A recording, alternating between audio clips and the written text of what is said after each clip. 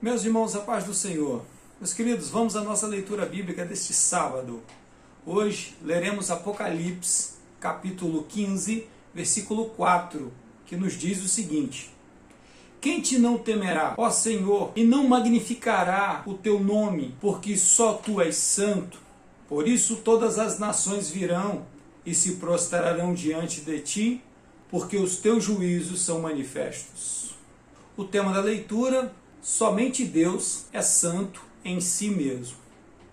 Pois bem, irmãos, durante toda essa semana nós falamos sobre a santidade, vimos a questão da santidade divina, vimos a questão da santidade da Igreja de Cristo, como ela se torna santa, vimos como os trabalhos desta igreja, como a obra que esse povo salvo, lavado e remido no sangue de Jesus, esse povo adquirido pelo seu sangue e transformado em uma nação sacerdotal, em uma nação santa, como esta obra, como os trabalhos desse povo também se tornaram santos. De que maneira eles são santos?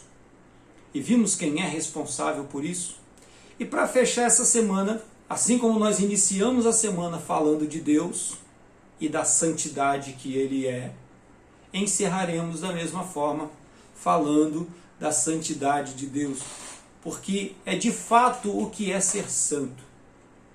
Por um momento, durante o período em que o apóstolo João está ministrando, está em serviço, havia o entendimento de que o imperador era um Deus.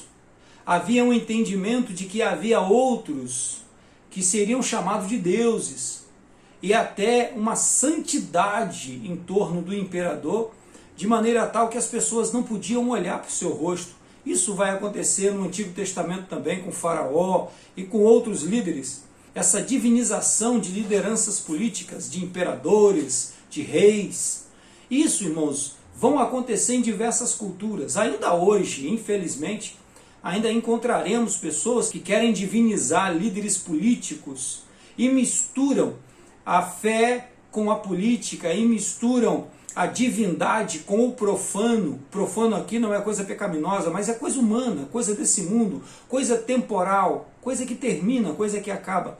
Pegam coisas eternas e querem misturar essas coisas com coisas que são temporais, que acabam. E não pode ser assim. Por isso, a palavra de Deus vai confessar em diversas ocasiões que só Deus é santo. Só Ele é santo. E aqui nos chama a atenção quando João escreve isso que está sendo dito acerca do nosso Deus.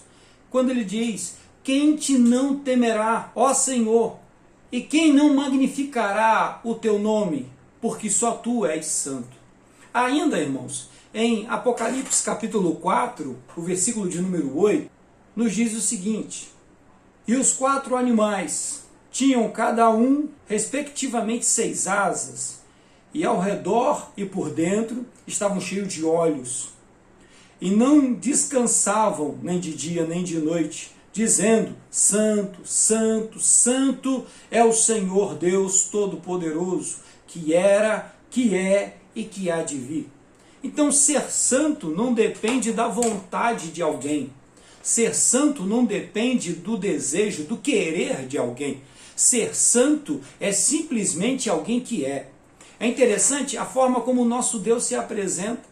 Quando Moisés pergunta para o Senhor: e quando me perguntarem, quem foi que te enviou a nós? Quem te mandou vir a nós? Então qual é o seu nome? Como eu posso dizer quem foi que me enviou? E Deus diz para ele: diga para eles, o eu sou me enviou a vós.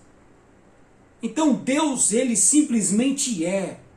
Eu não preciso explicar Deus, eu não preciso defender Deus, eu não preciso ser o guardião de Deus. Bem pelo contrário, sou eu quem necessito de ser guardado por Ele. Sou eu quem necessito de ser defendido por Ele, porque Ele é, eu não sou. Ele é o Todo-Poderoso, Ele é o Senhor. Ainda antes que houvesse dia, Ele já era Deus. Ainda antes que houvesse tempos, Ele já era Deus. Ainda antes que houvesse ser humano, que houvesse anjo, que houvesse demônio, que houvesse qualquer outra coisa. Ainda antes que houvesse qualquer coisa criada, Ele já era Deus. Ele é Deus de eternidade em eternidade. Não depende do meu querer. Acreditando eu ou não, Ele é Deus. Querendo eu ou não, Ele é Deus. Tendo eu fé ou não, Ele continua sendo Deus. Então, irmãos, nós olhamos para a palavra de Deus e toda a palavra de Deus confessa isso.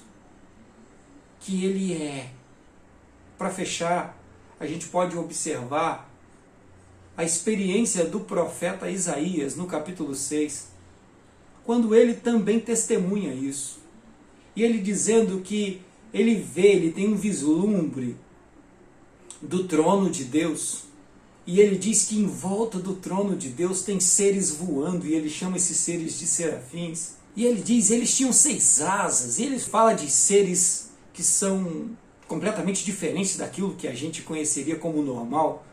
E ele diz que eles nem têm coragem de olhar para Deus, eles olham para o outro, e eles confessam entre si, voando em volta do trono de Deus. Um trono sustentado por adoração, um trono sustentado por louvor, um trono sustentado por adoradores.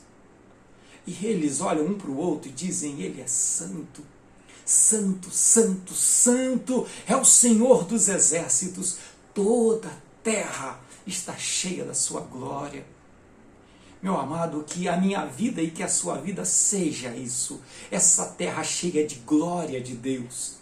Que a minha casa, que a sua casa seja essa terra, uma terra fértil, cheia da glória desse Deus que é santo, que é 3 vezes santo e que quer relacionar-se conosco, que quer conviver com as nossas vidas finitas, com as nossas vidas falhas, com as nossas vidas corrompidas.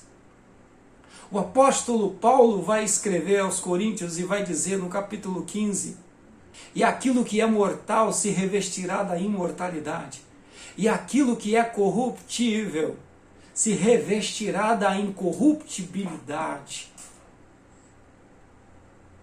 A glória de Deus resplandeça sobre a sua vida. A glória do Altíssimo resplandeça sobre a sua casa. Que o Senhor seja a iluminação que vai expandir através da sua vida e através do seu lar, e alcançará muitos outros lares e muitas outras casas e muitas outras vidas, porque esta glória, ela é contagiante, ela é sedutora. Que Deus seja louvado na sua vida, meu irmão. Que Deus seja louvado na sua casa. Que Deus seja louvado na sua existência. Que você, que a sua vida confesse a existência desse Deus que é 3 vezes santo, o qual te ama e quer trabalhar junto com você e através de você.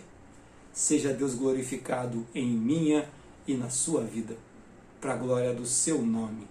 Amém. Deus te abençoe. Tenhamos todos um excelente fim de semana.